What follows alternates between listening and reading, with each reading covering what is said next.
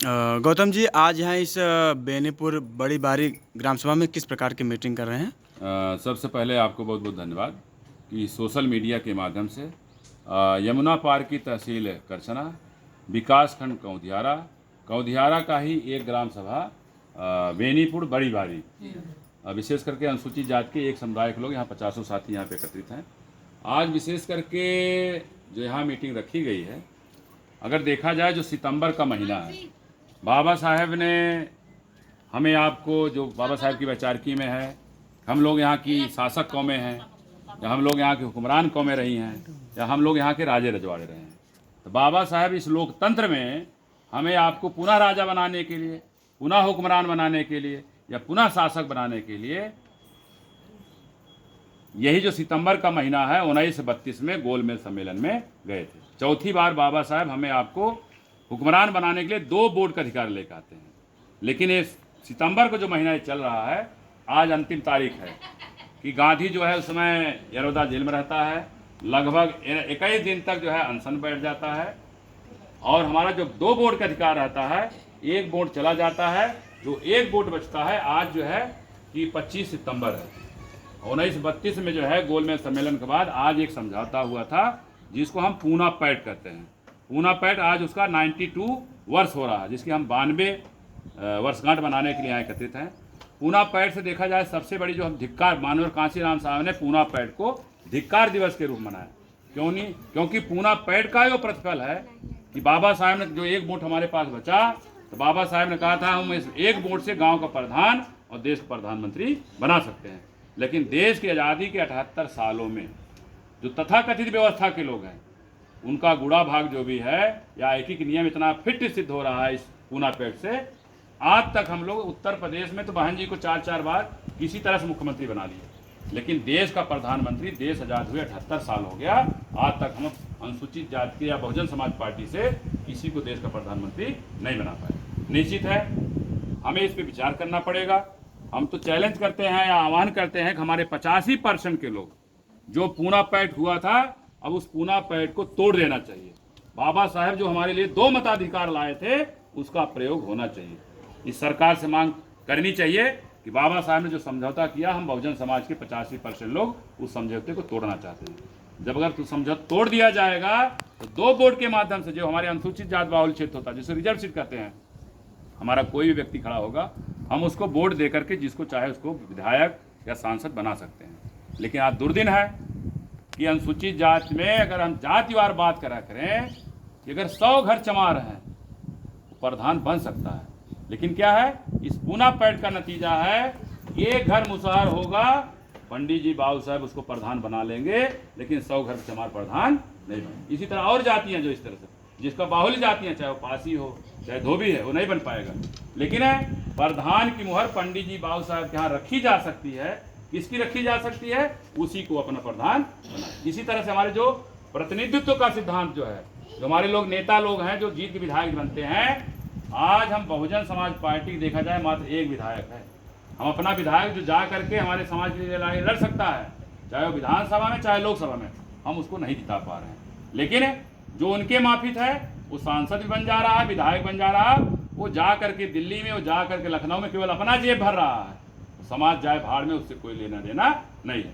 इस तरह से जो पूना पैक्ट की 92 वर्षगांठ है, आज हम लोग इस बेनीपुर बड़ी बारी में पूना पैक्ट को धिक्कार दिवस के रूप में मनाते हैं। और निश्चित है कि अब हम बाबा साहेब ने जो कम्युनल अवार्ड सांप्रदायिक पंचायत लेके आए थे 2 मताधिकार का, अब हमें सरकार पे दबाव बनाना है, पुनः एक समझौता होना चाहिए। हमारे पुराना जो बाबा साहब ने 2 वोट का अधिकार लाया था, उस पर काम करने की जरूरत है। दूसरा, इस गांव में जो मीटिंग ली जा रही है, विशेष करके 2007 से यमुना पार के क्षेत्र में जो लगातार हम काम कर रहे हैं, विशेष करके जमीन के मुद्दे पर।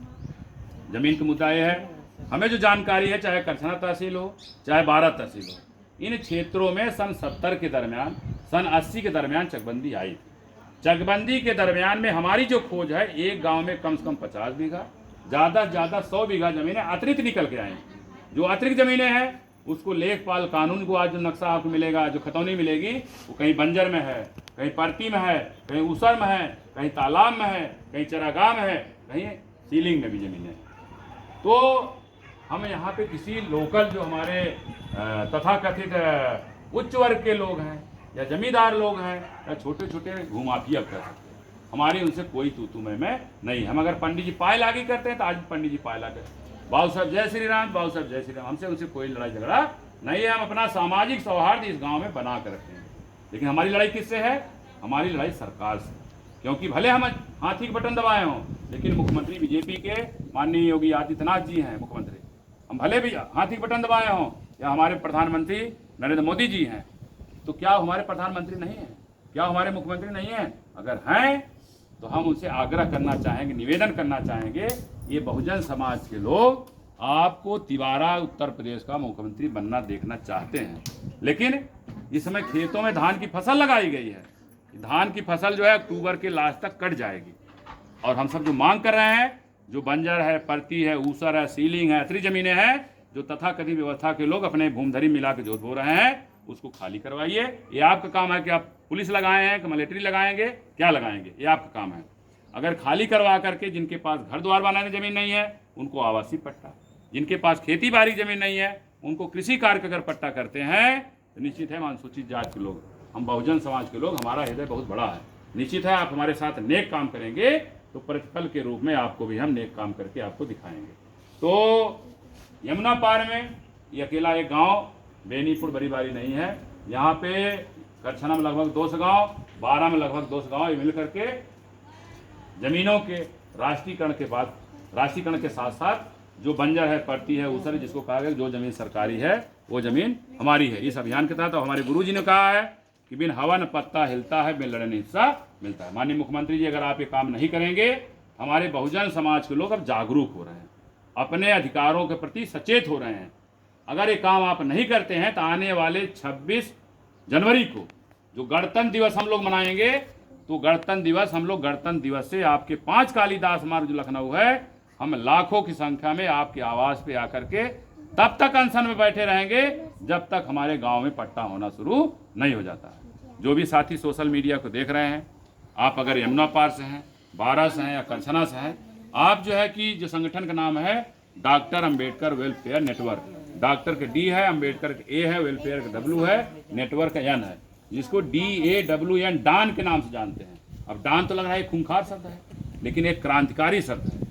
डान मीन्स होता है, अगर अंग्रेजी के वर्णमाला में जाएंगे, उसका खोज करेंगे, डान मीन्स होता है भोर, जो सुबह सुबह दिन निकलता है, अर्ली मॉर्निंग जो होती है, लालिमा छुछाती है, उसको भोर कहा जाता है।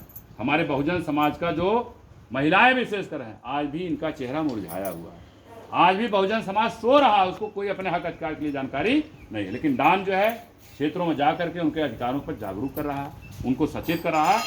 अब जो है ये अपने अधिकारों पर सचेत होकर के, जो गुरुजी ने कहा बिन हवन पत्ता हिलता है, बिन लड़ने हिस्सा मिलता है, अपना हिस्सा पाने के लिए अभी लोग सड़क पर उतरने के लिए तैयार हो रहे हैं। तो माननीय मुख्यमंत्री जी, धान कटते ही अगर यमुना पार के तहसील करछना, तहसील बारा में अगर एक जो भूमिहीन मजदूर किसान है, जिनके पास घर नहीं है उनको आवासीय पट्टा, जिनके पास खेती बाड़ी नहीं है उनके लिए अगर किसी कार्य का पट्टा नहीं करेंगे तो आने वाले 26 जनवरी 1925 को या 2025 को समझिए कि लाखों की संख्या में, क्योंकि आंदोलन अब बढ़ चुका है, ये जो है जमीनों के राष्ट्रीयकरण के साथ साथ जमीनों का पट्टा कराने के लिए आम आदमी जो भूमिहीन मजदूर किसान है वो सड़क पर उतरने के लिए बाध्य हो रहा है। जो भी साथी सोशल मीडिया के देख रहे हैं, आप सभी साथियों को इसको ज़्यादा से ज़्यादा शेयर करिए, लाइक करिए, सब्सक्राइब करिए और ज़्यादा तक इसको पहुंचाइए। निश्चित है कि लड़ेंगे और जीतेंगे, मतलब कि जल्दी बांटो ऊसर परती, जिसके पास नहीं झरती, और धरती नहीं धनवानों की है मजदूर